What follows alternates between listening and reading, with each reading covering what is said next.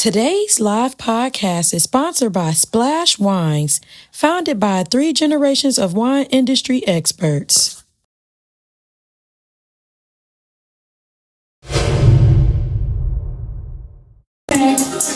So y'all, first just want to say thank you to everybody that has came out, took time out their day, bought a ticket, showed up and support. It means a lot to me. It's some people in here that I don't know. It's my first time meeting, so that's even more, just heartfelt. I really appreciate that. And I'm excited to introduce our guest today. She's a poet, author, educator, whose words have helped a lot of people feel seen and heard. Let's welcome Tory. So, Tory, how are you? Hey y'all, I'm good. Thank you for asking. Of course. Do you want to give us a little intro about yourself? Did I missed anything? I think you got it all. Okay, period. Okay, well, we can get straight into the questions. How would you describe yourself in a sentence? No, I ain't scared on here. That's the first one. Let's put it down. In one sentence? I would describe myself as someone who's very creative, empathetic, outgoing, and just nice. Look crazy. Okay. And what inspired you to start writing poems and poetry? Really, my family, a lot of our experiences, I felt like they were very subjective, as if we were only going through them, and I wanted to be able to put that on paper. A lot of my debut collection, Sincerely a Girl Who Needed to Vent, a lot of the poems are about like my family, my upbringing, and just some things that we were going through. But when I started performing in Cleveland and meeting other poets, I realized that those experiences were not just subjective. A lot of people had those experiences and understood where I was coming from and what my upbringing was like. And that was like really nice because I feel like I found a sense of connection. Yeah. I love that. I love that. And when did you realize that your words were helping other people? When I started performing and I would like get off stage and like people would be like, "Oh, that was so good. Like you just told my story or you made me cry." Like I feel like if you can get like an emotional response from somebody, whether it's like laughing or crying or just making them happy or just making them feel something, then it's definitely like making like a real impact and it's making a difference. Yeah. Help people. Yeah, I love that, Tory. I love that. And I know that you used to do Tory quotes. So can we get a Tory quote? I really gotta do that again. That was something I started in college. I feel like I should keep doing it and stuff. But my favorite quote of all time is "How you do anything is how you do everything." I really love that quote. I try to like live by it every day. Like it, and I be catching people. I be like, "See, you doing this right now. You gonna do this later when you doing something else." Like it's really really true. It's a very small saying. But I feel like if you are always late to work, you will be late to your get together, you will be late to your date, you will be late to your doctor's appointment. If you always reacted negatively to someone telling you something, you will react negatively to a stranger or to like your mom or your dad. Like if you're doing something in one area of your life, if you really take a hard look, you probably doing it in other areas too. Dang, girl, that's good. I like that story. I like that. See, you need to do them Tory quotes again. That was good. So, today we're talking about turning pain into purpose. I asked my audience what conversation they needed right now, and majority of them said turning pain into purpose. So, this conversation is for y'all. Okay, so we first want to talk about the pain. When did you first realize that pain could become something meaningful instead of something that just hurt? When I started writing poems that really made me take a hard look at my family dynamic, but it allowed for me to have really good conversations with my parents about some of our family dynamic, and I thought I would get like a lot of negative reactions from them when I started writing like poetry that was more about us. But it really allowed for a lot of healing. Like just some background information, I'm the youngest of 12. Okay. My dad had obviously kids with And he had kids with other women, but he still like messed with my mom. So growing up, I seen him, like juggle different women. I seen my mom like settle and deal with that, and then having all these siblings from different parts, different women, and you're trying to figure out like how can we be as good as possible.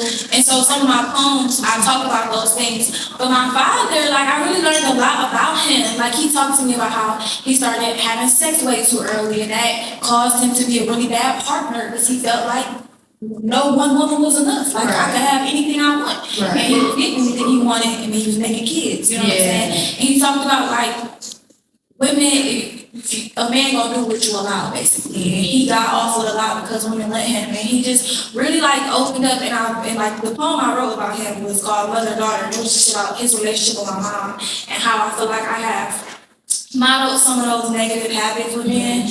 But he, instead of being like really upset, he was really like endearing and empathetic. He wanted to like hear my side. He didn't know that his actions affected his kids so much. So I think that's when I knew like obviously that was something that was hurtful growing up, having to share my dad and having to see his negative traits. But then I realized like I don't know, like I think I was supposed to be his daughter because I helped him really like see that side of him. Yeah, I love that. I love that. And what kind of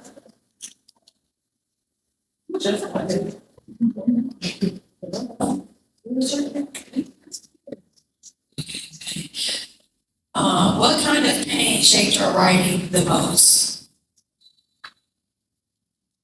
Relationship pain with any type of boyfriend, with like relationships with my mom, my parent, my father, my sisters. I just feel like relationship pain is like really like the most consistent type of pain because you're born creating relationships. Like Right. you're born, you a sister, you didn't have a choice. You know what I'm saying? You somebody's daughter or somebody's son, you didn't have a choice. And then you meet friends and you become, that's a relationship. And you get your first significant other and that's a relationship. So I feel like my writing really does kind of focus on like the female perspective of pain in relationships. And yeah, I really like writing that type of stuff. Was there ever a moment where writing hurted more than it helped?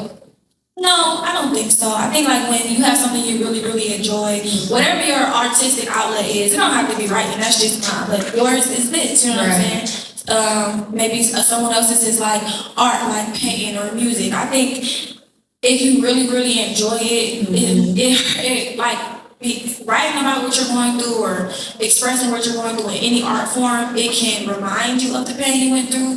But for me, in my experience, my writing has always been like a release, a way for me to let it go and put it out there. And it's always helped, like always. I love that. Girl, when I was younger, I used to write poems. Girl, let's hear some. I don't want to hear about poems. I made a poem about flower power.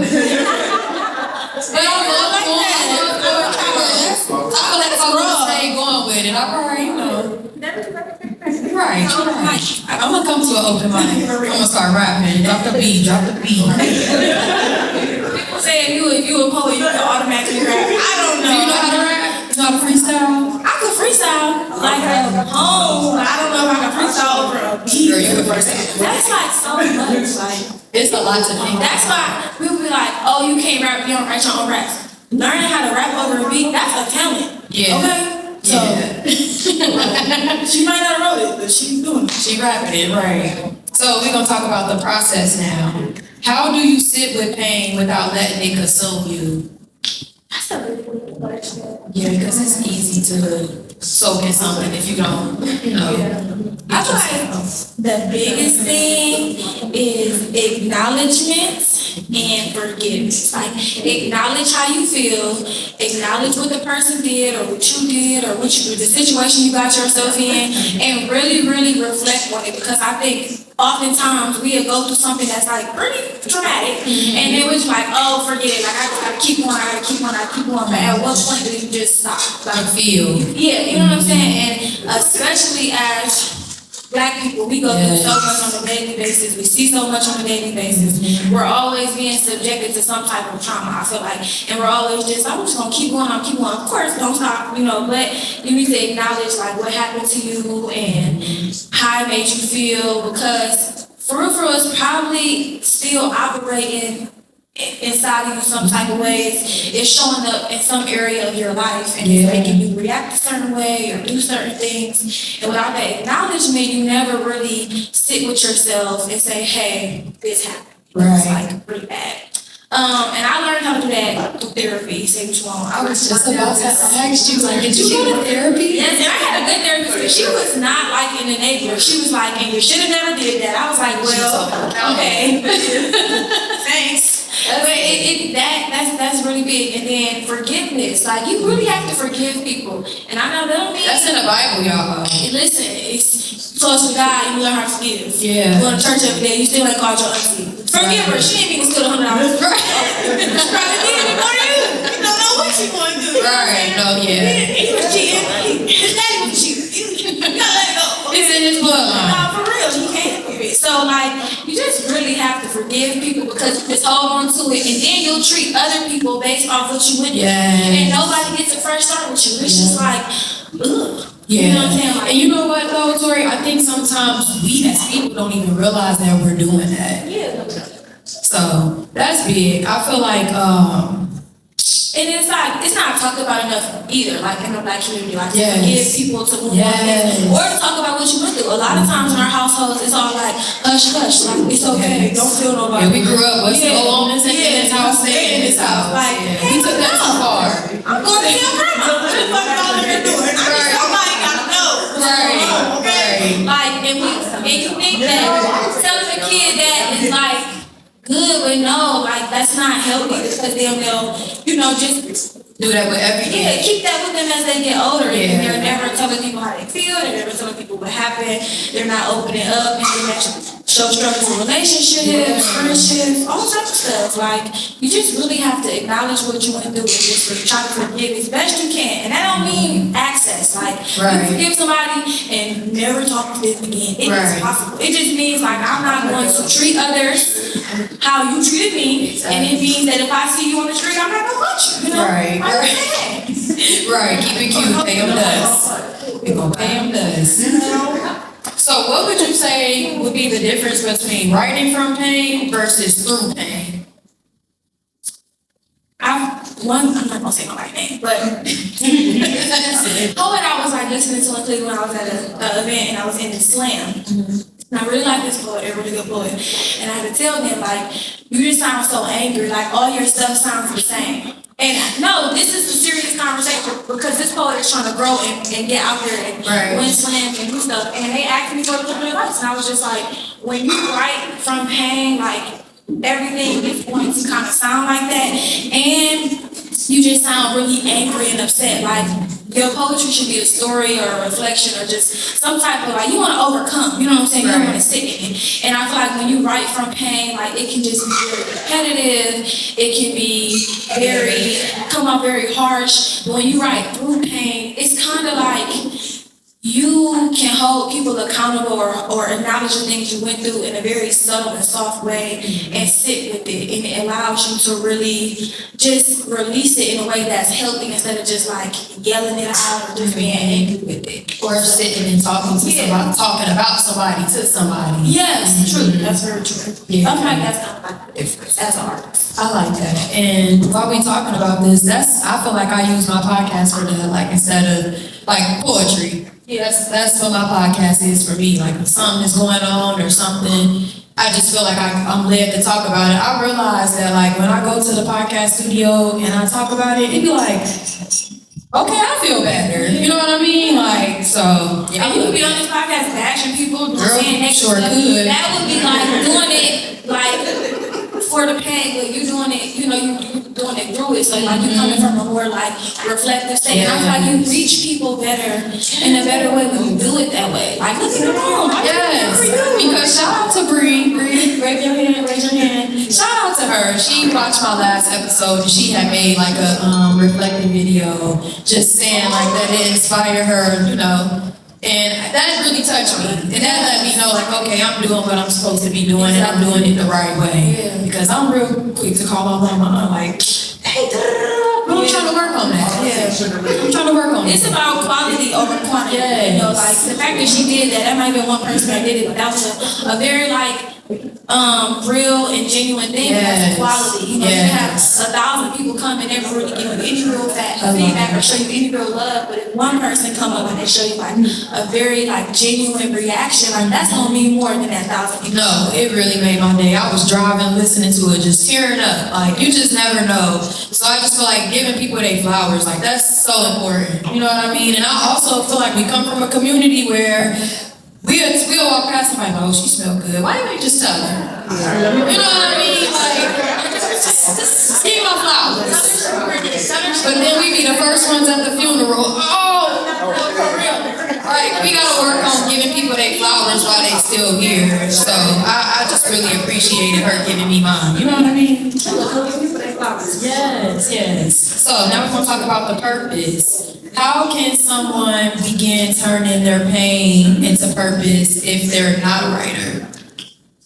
Whatever their outlet is, but I would say whatever like hurt you, definitely if you have an opportunity, conversation, you know, going to that person, if you feel like that's not an option, like venting in a healthy way to someone else that you trust, and it's not like a bashing moment, more so like I just really need to get this off my chest, and finding like a light after the darkness. Like, you don't have to write. Like, maybe your thing is painting. Maybe it's wanting to sit with nature. Maybe it's just feeling like yourself again and just going back outside or going back to school. Whatever it is, I feel like just recenter and finding like you. I feel like life is about like continuous discovery. Like, who am I in this moment? What do I need? What do I crave? And just kind of going after that. You know, I think that is like the way to start.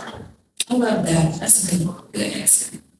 And how do you know when you're ready to share your story versus still feeling from it? Like when you're doing your poetry and you're writing and you're performing? I mean, you might never feel ready. Yeah. Like, at my book release, it's a poem in my book that's very, very, very intimate. And it's a very, very, like, it's about my family. And I was not going to do it because my parents hadn't heard it yet. And I always like to make sure, like, if there's a topic or whoever's the topic, you hear it first. And I, to be honest, I don't feel like I was ready, but I did it anyway, and I really was proud of myself. And afterwards, again, I've had like that really good conversation with my mom and my dad, and talk about it, and really just reflect on what that was like, you know. So I feel like even if you're not ready, like try to ease yourself into it. If we always waiting to do something when we feel ready, we never gonna be like ever. I'm glad you said that, Tori, because I be like that with outfits. I be like, I'm saving this for when I go out of town. 2 months from now. What if I like girl that outfit to brunch? No, You know, like put it on, go to dinner with it. I needed to hear that because I'm good for saving summer. I'm saving this. Girl. And you can rewear it. You get caught. And that's the thing too. I don't know where we got so caught up in acting like we can't wear something again. I got on my birthday dress. I wore this for my birthday. And you look like it's your birthday today. Okay, period. You do too, Tori. It's our birthday. Period. I did want to ask you, what inspired you to do poetry? Because I know that you are an educator. You are a 9th grade teacher. What inspired you to do poetry? So like I had it. Yeah, you've always done. Like, how long have you been doing poetry? I really started like writing for real when I was in high school, but I only was sharing with my older sister, Tracy. She was the only person that knew I was doing it, and I would just write a poem and I would say it to her. And at the time, it was all like real like 16-year-old stuff. Like broke my heart. Like it was very sappy, but I was like for real, and she was just like, oh my gosh, this is the best ever. And then one night I was having like the girls' night with all my friends, my close friends, and she was like, you should do a poem for them. I said, bitch, they don't know I do poetry. And I ended up doing a poem for them, and then my friends knew, and then like the rest of my family knew, and then when I got to college, that was like a whole culture shock because at Kent, I don't know if they still have it, but they used to have like these open mics, and one of they like dorm buildings, and it was so loud. I love it.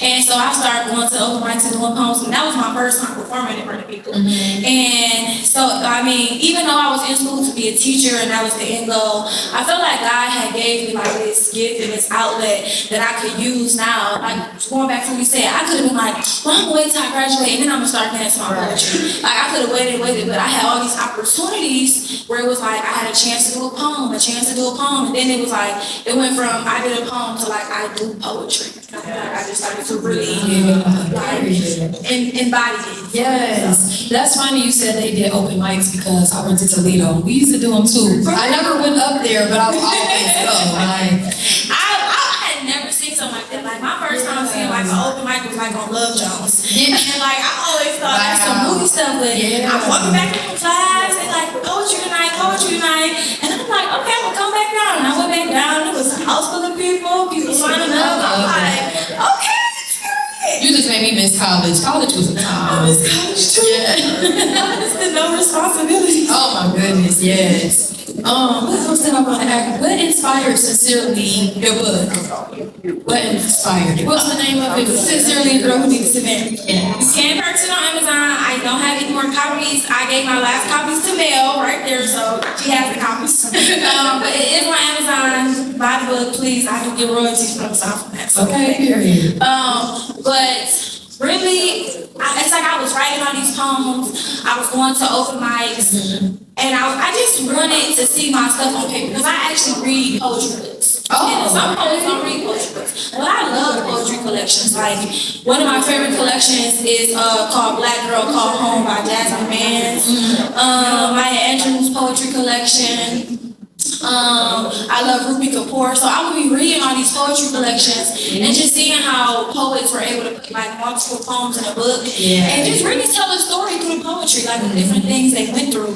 And I was like so moved, and I'm like, I want to do that. So I ended up reaching out to another poet in the city. She was older than me. She was, more acclimated in the scene, and she had already did the things that I aspired to do. Right. So I actually my mentor. Her name Morgan Page. She's amazing. Shout out to Morgan.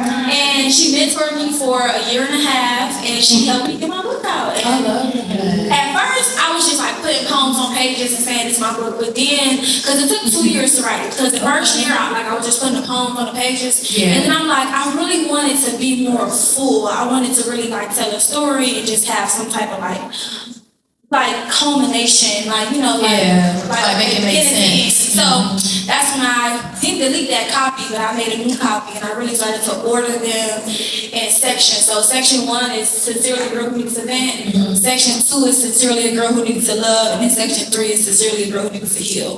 And it's like maybe 25, 30 poems per section. And so that way, time. 2 years, that makes sense. So that way, it's like when you're reading a section, it's kind of like a reflection of that. Like Sincerely a Girl Who Needs to Vent is really about like me, my upbringing, and kind of coming into who you are. Who I am.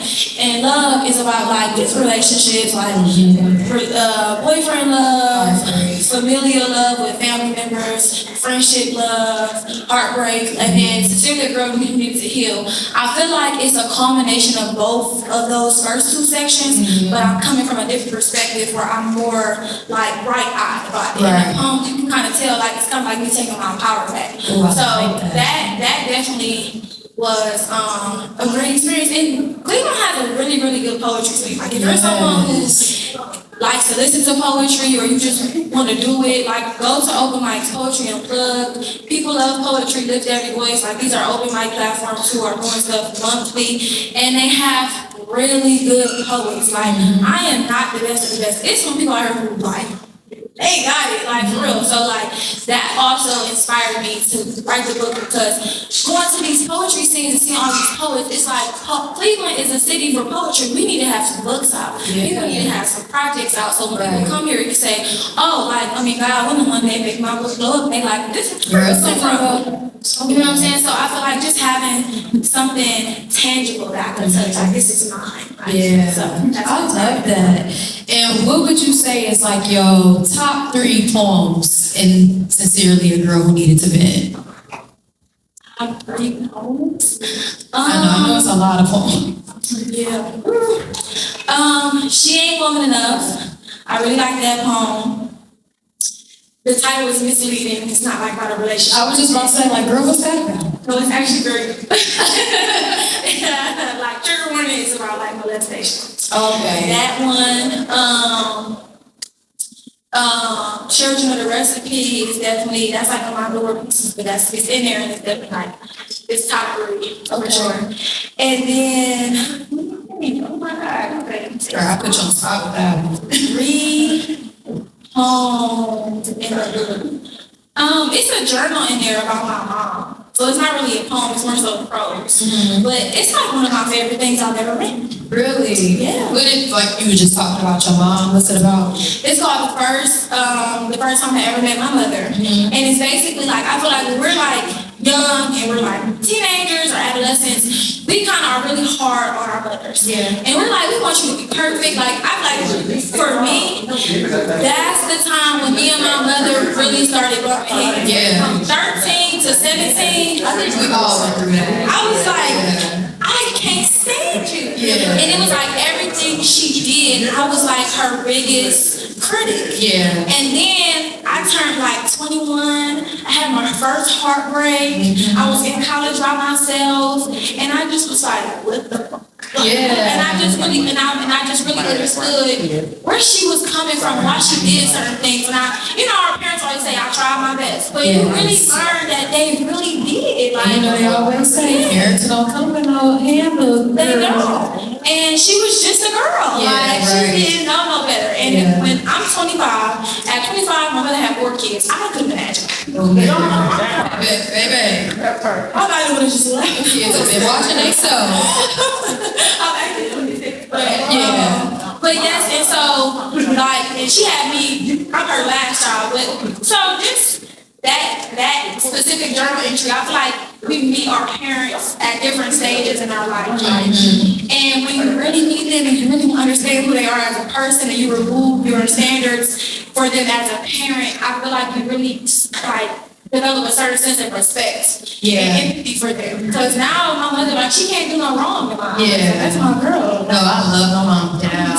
No. I feel the same way, like, now that I'm a mom myself and a wife, I be like, dang, my mom was cooking every night. Like, dang, my mom was doing this every night. And I had the nerve to come in and be like, I don't want Right, I don't want no baked chicken and corn and eat this damn spaghetti. No, seriously, I'm like, I was just telling my aunt that, like, my dad, he was like the type of parent, he used to be like, y'all gonna eat when y'all get home. Or when he would buy us food, he would buy us like cold cut sandwiches, and I'm like, bro, nobody want that shit. Like, but it's funny now that I'm an adult, like, you just think about like the stuff you took for granted. Like, girl, I would kill for a cold cut right now and some chips. That sounds so good. Hello? But yeah, it's just funny how, like you said, you do have an expectation, or you just look for your parents to just be Superman and Superwoman. And now that I'm a mom, I just have a total different respect for my mom, because it's like, dang, girl, you did a lot. Full-time job. Yes. May I have a kid? Everybody just check on me, okay? Girl, fuck the kids. Like, I'm just kidding.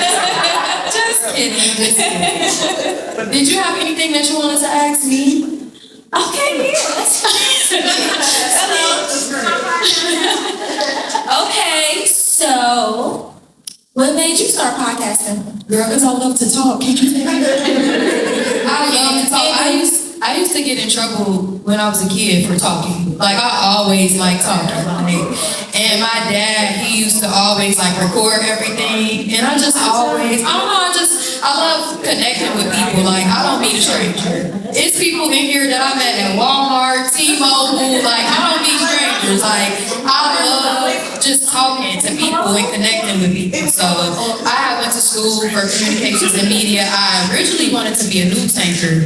I took the class and everything, and we had like a real little setup. Girl, I was reading off that teleprompter. I looked so bored. Like, when it was time for me to look back at it, I was like, hi, you guys, welcome. My name is Samia. I was like, oh. So I tried radio, and I loved it. Like, I'm like, oh yeah, this is it. This is for me. And I've been an entrepreneur my whole life. Both my parents are entrepreneurs. So I've always just had my own hustle. I've always done my own thing. And I used to do hair and wigs. And I remember one time I was somewhere and somebody was on the phone. Oh, I was doing hair. And somebody was on the phone, my client was on the phone, and they like, is that Samia? Like, I know her voice from anywhere. Like, I just feel like I was always getting, like signs, like, I need to be a podcaster, because people always tell me, like, I'm friendly, I like to talk, people remember my voice. So I just, when I first went to college, I didn't even know what I wanted to do, honestly. I had took like a course to figure out what I wanted to do, and then it said like communications was my thing, and I'm like, oh yeah, they ain't lying, because I learned to communicate. So that's how I started podcasting. So what would you say like is a theme of your podcast? Is it like community? Is it womanhood? Is it like entrepreneurship? Like what do you feel like the theme is? It's funny because I feel like it's changing. When I first started it, my mission was to uplift, encourage, and inspire. And I do feel like I'm still doing that. But I don't like to just make it seem like, it's just like for women. Like I like to say it's for everybody.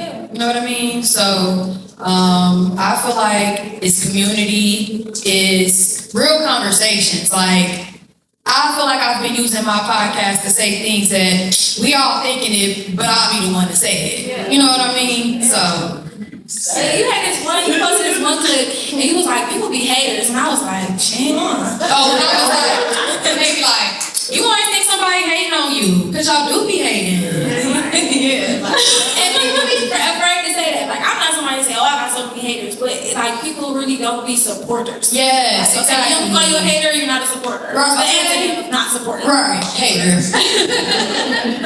And it's funny, because it's like, I know somebody somewhere was probably like, she thinks I'm used to that. And I think a lot of times it's funny, Tory, because it's like, when I meet people, it's some people that I'll have on my podcast that like I've never met, like how this is our first time meeting. But I can tell that people be having like a perception of me. Like I guess they be thinking I think I'm all that and it's like, but you can tell when somebody thinks a certain thing about you, and then when they meet you, they be like, oh, you actually cool for it. They're like, dang, what did you think I was? So yeah, I've had that too. And I think like you could meet people like I think in the type of business you are in, and then me being a poet, like you meet a lot of people. But one thing I've learned is like everybody's not your friend. Like I've met people and they come off very nice. You ever been friend bombed? girl, all the time. Giving you all this praise and all this love, and then they start doing weird stuff. Like I remember I was doing poetry, and like I felt like I was getting frame bombed because this person was like really nice to me and just always like on my Instagram. Mind you, we didn't know each other. Right. And then out the blue, like they just start acting weird towards me because I didn't do something that they wanted in terms of like saying hi at an event first or something like that. And I was just like, this frame bombed me. Like, you could have said hey to me. Like, I didn't even see you. And it was just like, you just like realize like people really be getting it weird. And you have to just be careful because people, it's scary because it's like people know you before you know them, and they'll come around you with ill intentions. And in the moment that your discernment kick in and you push back, it's like, oh, now I got a problem with you because I wasn't able to use you the way I wanted to use you. Girl, listen. Don't let nobody play with y'all. Y'all know what I'm saying that. It's not real. Like just because you see somebody on Instagram do not mean that you know them. Like that is not real at all. Like, you do not know me because you see me vlog and get my hair done. Okay? If they say you know me, you just follow me. Say, oh, y'all follow her. Yeah. Say I follow her. Yeah. Like I have social media is a blessing, but in a lot of ways it's like really it's like a lot of negative things. Especially when you come from a city like Cleveland where it's small and everybody know everybody. Like they don't need What do you feel like is something that we as a Black community could work on? Like, you know what I mean, when it comes to that? Like, how do you feel like we could be more supportive to one another? I feel like stop putting on all these facades. I feel like that's another thing that social media perpetuates. Yeah. It's like facades of like, oh, they outside, they got money, or she always on trips, she got rich, or she got a sugar daddy. Like, I think like as a Black community, we are so caught up in, we can be so caught up in the superficial that you miss out on genuine relationships, genuine connections, and just like some real interpersonal like experiences. And I feel like that goes like deep as like, stop gossiping. Stop, not supporting people. Like, support is free. You know what I'm saying? If you like what you see, do it. Like, even if it's not the coolest thing that's in, like, I'm not gonna fake, I kind of was scared to start posting my poetry when I was in college because I didn't really see nobody else doing it. And I'm from Cleveland. I thought people was gonna laugh at me. And my sister the one that got me to do it. But like, even having that thought, I realized it stemmed from social media and feeling like, my community wouldn't support me for real. So I think like just as a Black community, be open-minded, support people, and just really stop like putting on all these facades. I like what you said about social media because that's so true. And it makes people like not be able to experience real life. You know what I mean? When you close that phone, it's real life. So, and I think like people like see social media and they just think like somebody got it all together, and it's just like not true. Like, I could have posted me in Miami on the yacht, and 10 minutes before that I was arguing with my nigga. Like, it's just one, like I'm going through it, I'm losing my mind out here. Like, you know what I'm saying? It's just not a real place. People on social media post the good stuff, let's be honest. Now, to be honest with you, I'm not a big fan of like emotional dumping on social media. yeah, me neither. I feel like everything has a time and a place. If I see people, this is what I can stop doing. Please stop arguing with your baby daddy and your baby mama on social media. I do not care that he is not buying the baby no diapers and he is not helping you with your rent. You should never lay down with me. And then you got 2 kids. You want to take care of the first one. How the hell? Like, I think that is like, I really unfollow people when they start arguing with their baby. I'm following. No, you know what mine is? Crying on live.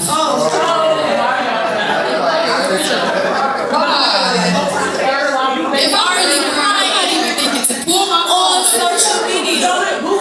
please. Like, especially the ones that start the video and they already crying. That's what I'm saying. Like, everybody got to see this. Like, Just wait for people to get in here. social media is like, go get a diary, go get a journal, maybe read a Bible. I don't know. Oh, not maybe. Read that Bible. Whatever your form of religion is, go talk to a parent or a confidant. But like, it really bugs me to see so many young Black girls on social media, venting, telling all their business, arguing with other people. Like, especially if they have kids, because this is the image that you are putting out here. And you have a daughter or you have a son. You know what I'm saying? Like, that for me is like the it. Okay, it's this one segment I love to do. I love doing unpopular opinions on my podcast. And since we talking about, I feel like that was kind of like ease into it. What's one of your unpopular opinions? It could be about anything. My unpopular opinion. I don't know. I'm very agreeable, but If you need a minute, girl, you can think about it. I want to say something real. Let me think. What's one of my unpopular opinions? Yeah, say what. Let me think. I'll be having a lot. Ooh, mine's is deep. Ooh, okay. I'm gonna go first to get some shores is deep. Okay. Why is check-in at a hotel 3:00, but we gotta check out at 11? That's my unpopular opinion. I'm basically paying to stay here for 12 hours. Like, Girl, I'll be like, oh, how long is it extended? How long?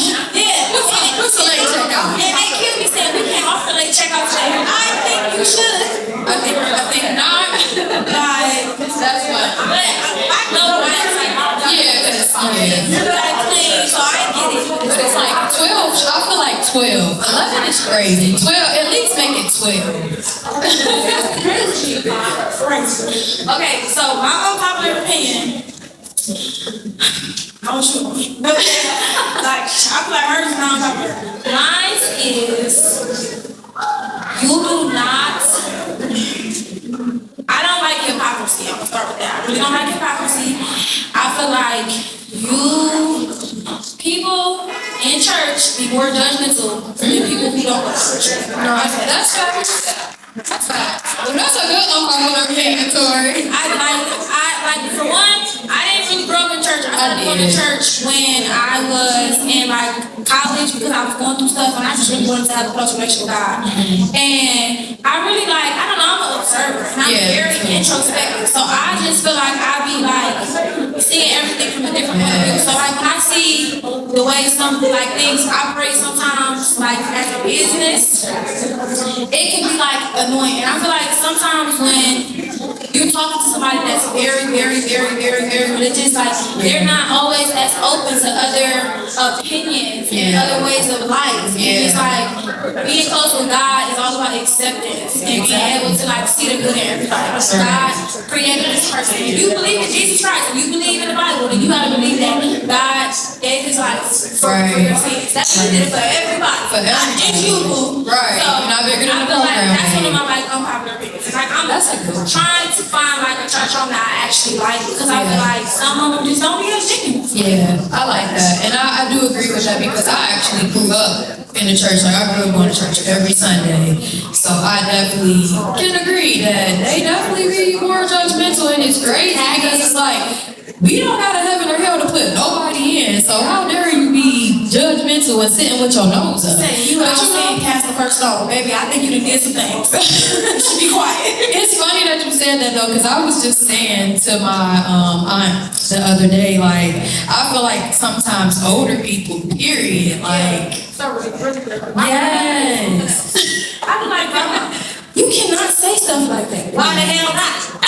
I've been here some years. I'm like, okay. Yeah, they be thinking because they older that they can just like do and say whatever, and it's like I would never disrespect my elders, you know what I mean? But now that I'm older, it just be like, bro, y'all got me messed up. Like, don't look at me like that. Don't act like you was never young and you didn't make mistakes. Yeah. That's what I love about my mom. My mom is like the least judgmental person I know. Yeah. I really, really love that for her. Yeah. She's not trying to feel nobody that too. She's not judgmental. I love that. Shout out to your mom. Shout out to non-judgmental. Bro, I'm just saying, shout out to all the people that ain't out here judging. Did you have anything else that you wanted to ask me? A topic you want to do on your podcast that you haven't done yet? Ooh, relationships. Like. Oh, baby girl, like. You haven't did a shit. podcast. Girl, what's so crazy is I was supposed to do a relationship canon, and I was supposed to do it like 2 times, and it has not happened. I'm like, that means that when it do happen, it's gonna be off the chain. Please let me come back. You could be on a panel. I'm trying to do something like tonight's conversation where I have somebody single, married, men, women, you know what I mean, divorced, whatever. Yes.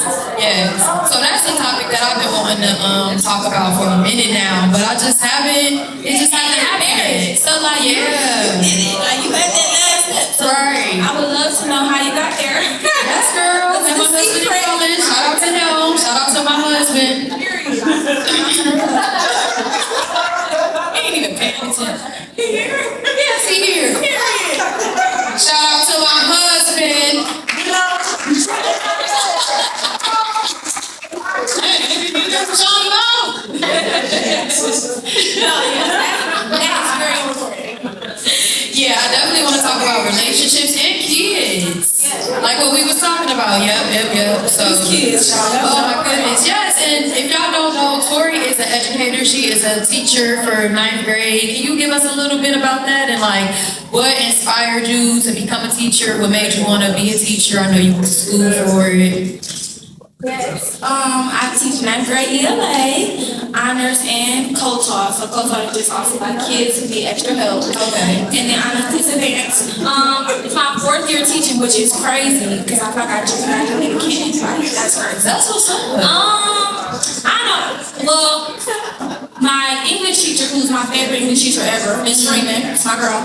She always told me I would be a good teacher. And then, like, I always wanted to be like a psychologist and like be a therapist. So I went to this college fair my senior year, and I was like having this conversation with this like guy, and he was like, "You'll be a really good teacher." And he was like, "What you major in?" I said, "Psychology." He was like, "Oh, girl, you like pick what do you know psychology?" I said, "You ain't gonna let me no teacher." And he just really been like job opportunities. Yeah. Like it's a lot of job opportunities for aspiring teachers. That's what he meant. But so that was like the first sign, and then I don't know, just really started thinking about it a little bit more. And I always said like if I was to be a teacher, it would be history or English. But I think I was just such a good writer and reader. I know I could help kids with that. Yeah. And I just really, that's when I started to say like I want to teach high school because I want to help kids who are on their way into the real world. Yeah. That's the last stop before you really got to figure it out. Like, is it college? Is it entrepreneurship? Is it you gonna work right out of school? And I feel like a lot of kids just get really lost in high school. They don't really know what's coming. You know what I'm saying?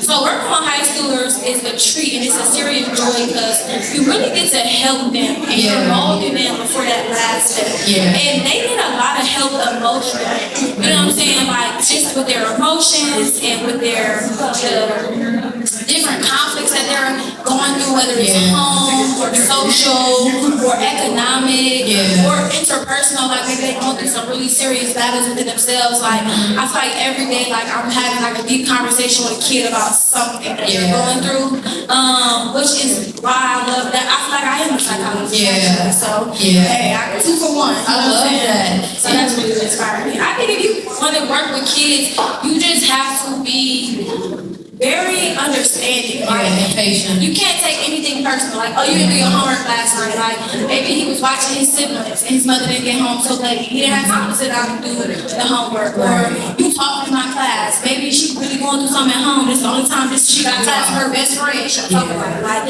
you know, always redirect and, you know, remind them. But don't take things personal. Don't be so quick to penalize a kid for something they're doing because they're a kid. Right. You know what I'm saying? So it's like some people go in there thinking, oh, you know, it's gonna be perfect. The kids are gonna listen, they're gonna love my lessons, and that just is not the reality of the situation. You have to be willing to adapt and change. And I feel like every year I be like, ooh, I'm not gonna have the lesson plan next year. I got everything figured out, and I gotta do that to kids, and I'm like, oh, they need this and they need that. Like you have to, as a teacher, you're just consistently giving and pouring. Like that's what you gotta do. So with you being a teacher and you consistently giving and pouring, how do you pour back into yourself? Do you do it with your poetry? Like, do you feel like your poetry? I did not answer the phone after 4 o'clock. I know that's right. I don't know. You know, my mom, my man, period. you know, no problem. not all the time, but like definitely like set boundaries. Like I would like sometimes my people want to do stuff, and I would like I would literally say I don't have the energy to hang out. Like I'm just not in the mood to be social. And I used to feel bad and lie and come up with something. And I'm like, what am I lying for? Like, ooh, I'm not used to lying. I'm sorry. So that and use your sick days and leave us up. They will figure it out. They're actually happy we're not there. I guarantee you. We got to stop. That's how I used to be like, we about to run him down. We about to get on his nerves. If you're not, it's just called sick days. I'm sick in the head today. I just I'm sick in the head today. You know, like of course, you know, don't abuse it, but if you need a day off, like take a day. You know, so that boundaries and doing things I love. I feel like my poetry is definitely like the pour back in. Because that's something I do for me, and it's not something I'm like obligated to do. So all those things, work is hard, no matter what you do. Like just make sure you have something outside of work that fuels you. Right. I love it. Even if it's sleep. No, because sleep is really important. For real. So what's next, Tory? Like, what can we expect from you, girl? I did my own makeup today. And it looked good. I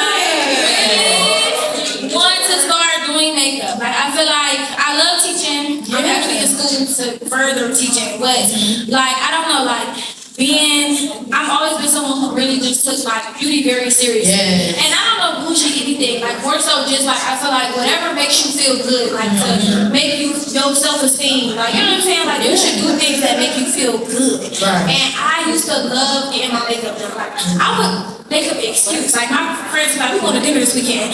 Tiana, that was my makeup artist saying, girl, let me come get my makeup. I would be running to her chair, and then so I took a class with her. And she taught me how to do it. I'm still learning. Like nothing is perfect. But so something that's next for me is really trying to start doing makeup outside of teaching and poetry. And I want to write another collection. maybe a year from now after I graduate college again. But so that collection, I want it to be like more like love centered, and I think I want it to be titled "Where Do We Go From Here?" and maybe like love home. So that's some stuff that I guess is next. I like that. And when you have kids and a husband, are you still gonna continue to like write and like? Because it's not like you're gonna like even you telling stories in that book, but it sounds like you're gonna have books of like, you know what I mean? Like the books is gonna tell stories. Like your first book, Sincerely a Girl, that we had event, that's like about you and your healing process, right? And then the next one is like your like after healing love. It's not like you telling like a story. Yeah, you're right. I didn't even put it in that kind of much. Yeah, now I'm doing the royalties. You been marketing? You been marketing? No, A little bit, I am. No, I didn't help though, girl. For you. Okay, look, book me. Yes, I don't know what motherhood is like. I haven't experienced it yet. I want kids, but I just feel like that's like a whole different battle. But I think one thing I think is important, even if you don't have kids yet, when you do, like, keep a little bit of you for yourself. Oh my goodness. And I know that motherhood is like all consuming. I'm gonna be like that mom that's like, oh my baby, my baby, my baby. But okay, go to your grandma. Okay, dad, give him. I need to go have some me time. Yeah. So definitely, when I have kids, it's gonna change my whole life because it's not about me anymore. But I definitely want to keep some things for me. So I'm definitely gonna still write. And I can't wait to like have a kid because I'm gonna write some fire poetry about my baby. They might have a whole book about that kid. That's so cool. So that and whatever's coming. Like right now I'm in school getting my principal's license. So that's weird because I don't think I can be a principal and do makeup at the same time. Girl, you can do whatever you want to do. But I don't know. We'll see. Like I got We still do makeup. Girl, that'd be a weekend job. And then you have the summers off. I didn't even think about nothing doing makeup, nothing. And I just like went back to school, be a principal. Like that was always the plan though. Like I never wanted to just stay in the classroom because I like education policy. You can change a lot unless you get that seat. But I'm like, my principal could be there till like 4:30, 5 o'clock. I'm out the door at 3. What are you doing here? Like meetings. So I don't know, but I always said like just because I was getting my principal's license don't mean I have to use it right away. So we'll see, whatever. I think you should definitely indulge in makeup, and the fact that you got that palette was just a confirmation. That was God. I'm telling you. I with a makeup palette. Literally, that was just a confirmation that you need to do that. And your makeup looks really good. Don't tell me it because I don't get that.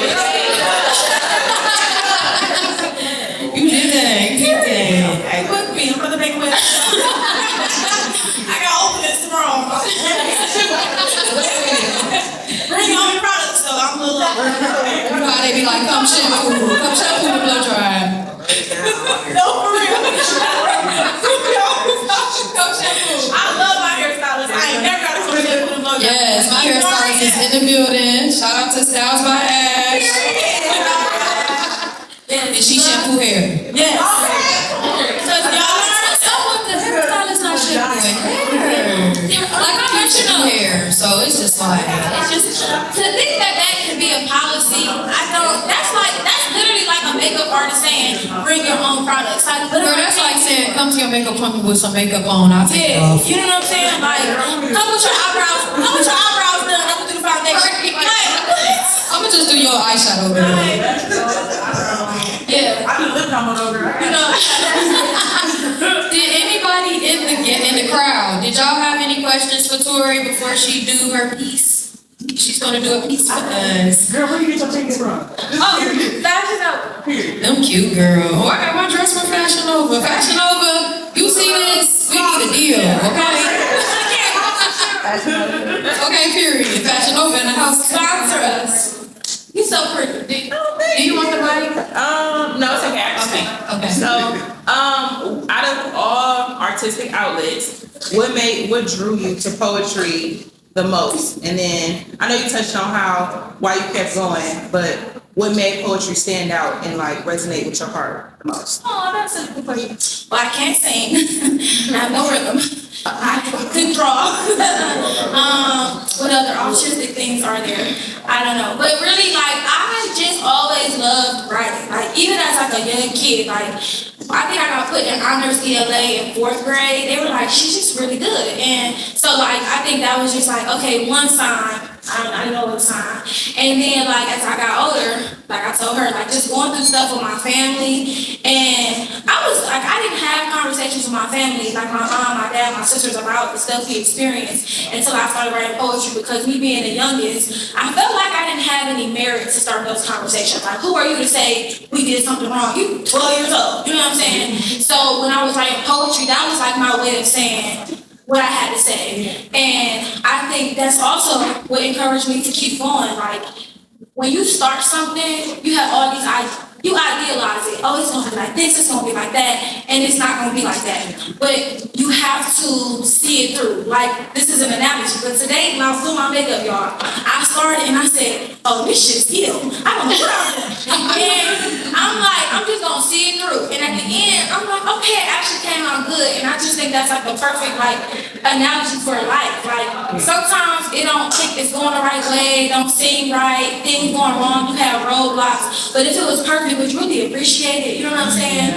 Would you really like take it and say, oh my gosh, I got through it? So like, I think, I don't know if it's a question like with something personal on your heart because you're going through something, but if it's anything in your life where you like, I don't know right now, like, God, I think I need to go in a different direction. Like, no, you don't. You're on the right path, period. I love that.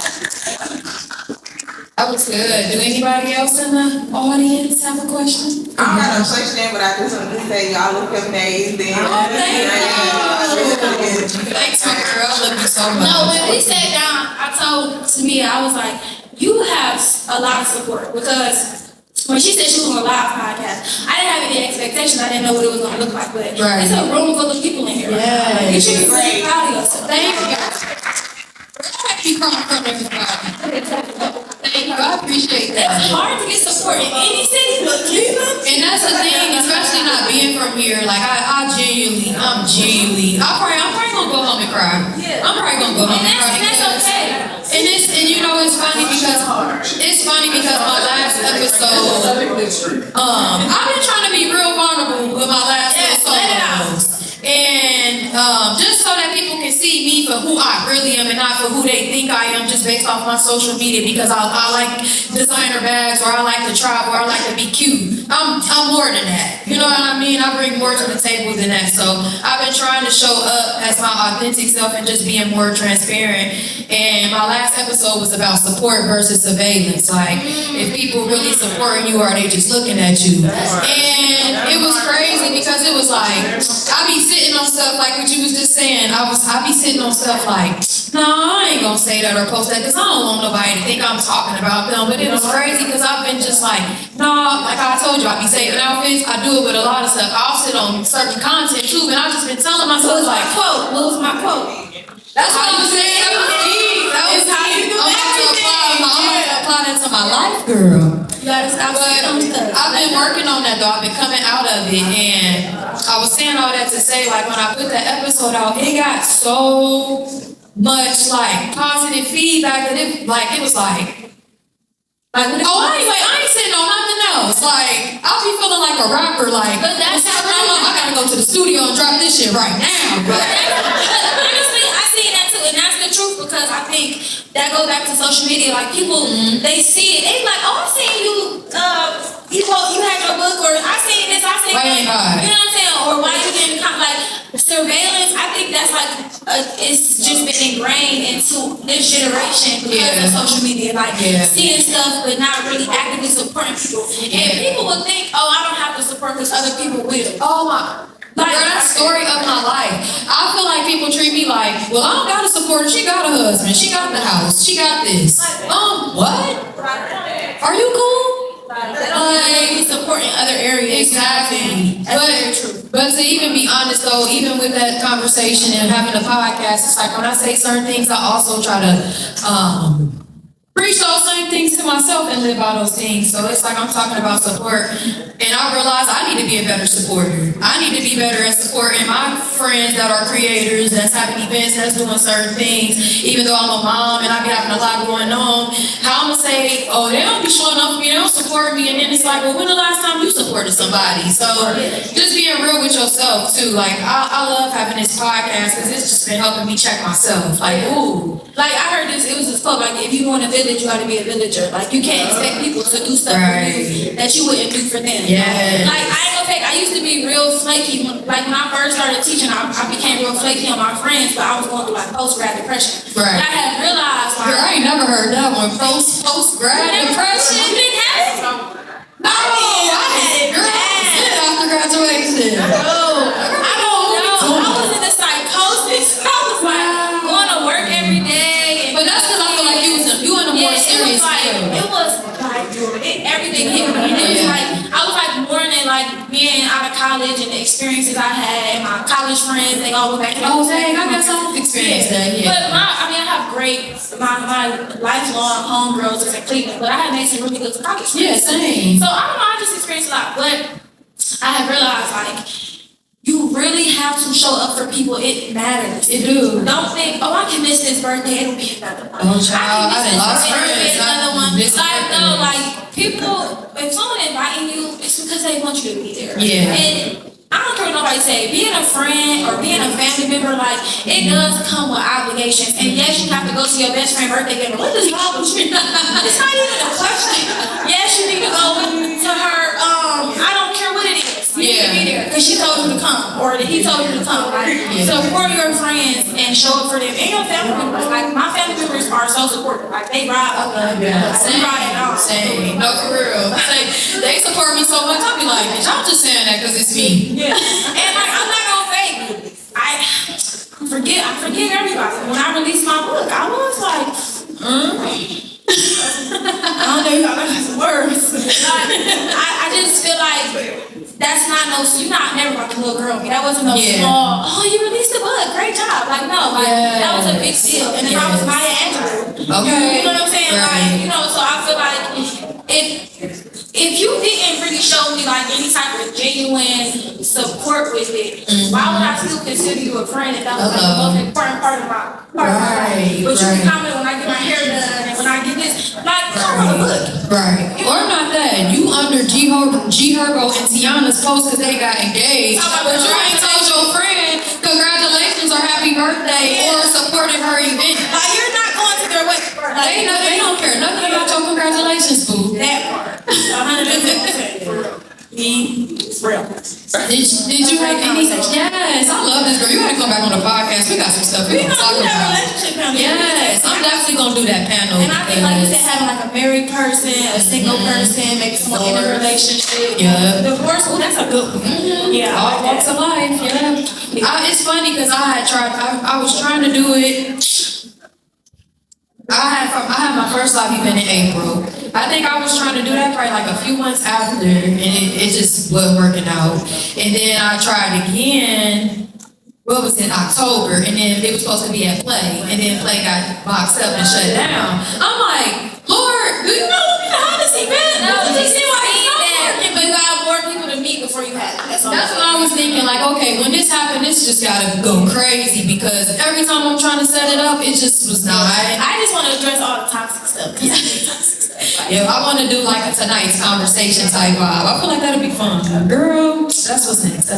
No, I don't have any more questions. Okay, so do you want to get straight into your piece? I'll do a piece. Okay. So she wants me to do a piece for you guys. And since you've been such an amazing audience, of course, y'all been so good. Yes. I have to stand when I do poems. Okay, period. This poem is called Children of the Recipe, and it's from the book. Somewhere in an abandoned kitchen, there's a hood chemist working hard to make his first batch of poison. No application, no resume, just survival laced with instinct and a dream stitched with desperation. He has no profound explanation for his new profession other than, I got a family to feed, bills to pay, money to make, and this my own way. But what happens when the poison leaves his kitchen and invades my family lineage, bringing down the generations my ancestors built on their hands and knees? His poison ran through the same body that birthed me. She too has a home to feed, children to feed, and bills to pay, but she becomes his best customer, while her children become his worst enemy, and he doesn't even know them because he doesn't take the time to glimpse into her living room window to see her brown babies playing, praying she's coming back with McDonald's, but instead she brings her favorite Happy Meal, retreats to her bedroom, and for a minute she gets so high she actually forgets she has children.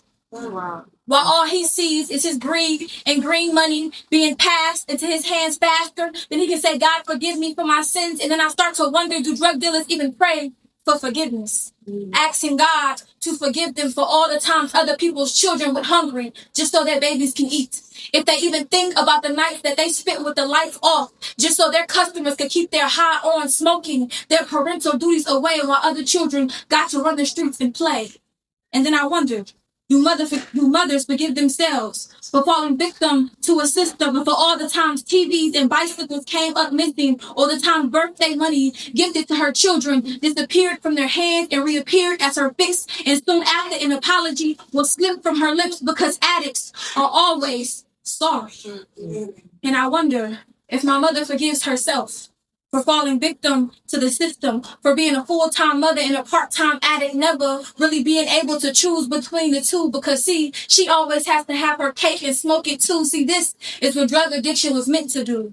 It rips Black families apart root by root. Our culture stuck in cycles we didn't choose. Our Blackness haunted by the ghost of crack pipes and poison truths. But see, I don't want you to get me wrong. I don't hate the drug dealer or the addict. I know them both much too well. Once upon a time, my mother was addicted to the very thing my father used to sell. I remember the first time a man called me out my name. The word slipped through his lips and smeared against my heart as if it was written across a window pane.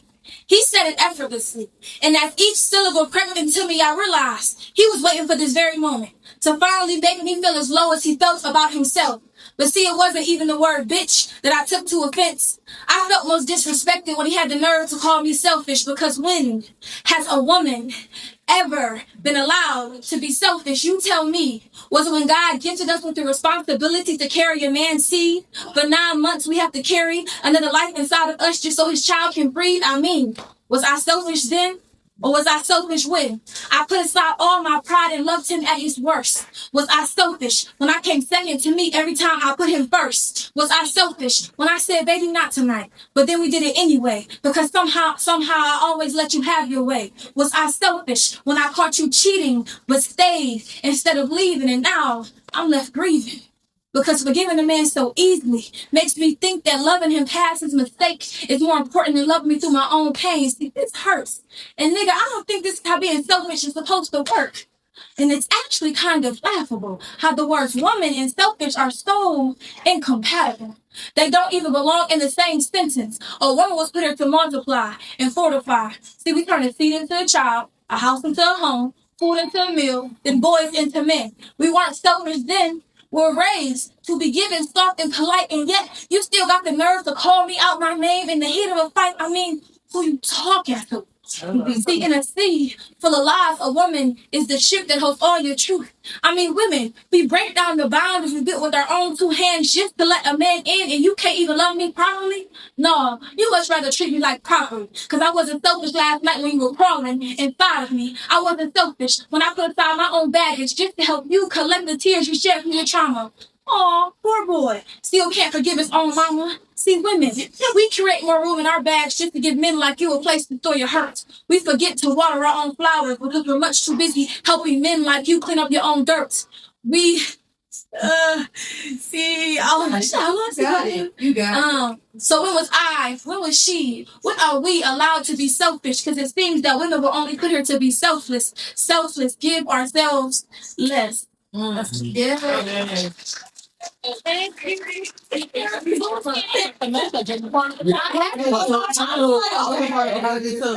was really good.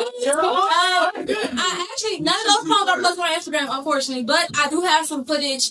I've been going through some life stuff, y'all, and I just ain't really been putting myself out there for real. But I have my footage, and I am going to post the poems so y'all can see them. But please buy the book. It's on Amazon. Sincerely, a girl who needed to vent. Or if you want to get it directly from me so you can get a signed copy, just DM me. My Instagram is only one source. Say that I genuinely enjoy your energy, your conversation, your company. I definitely want you to come back to the studio. I'm for real. That was really good.